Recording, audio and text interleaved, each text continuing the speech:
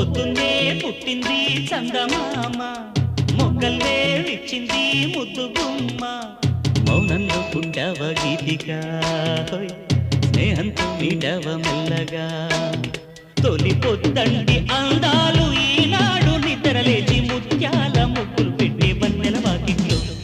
పొద్దున్నే పుట్టింది చందమామ, మొగ్గల్లే విచ్చింది ముద్దు గుమ్మ.